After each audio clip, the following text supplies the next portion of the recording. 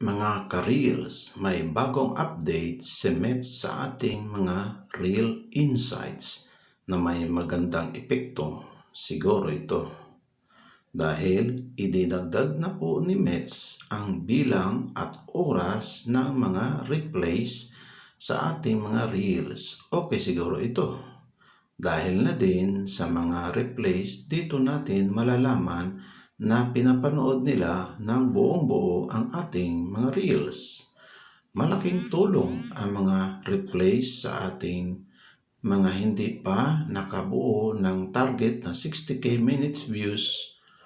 Kaya sana ay ito na ang makakatugon sa aking pag-abot ng target kong 60k minutes of views. Sana nga.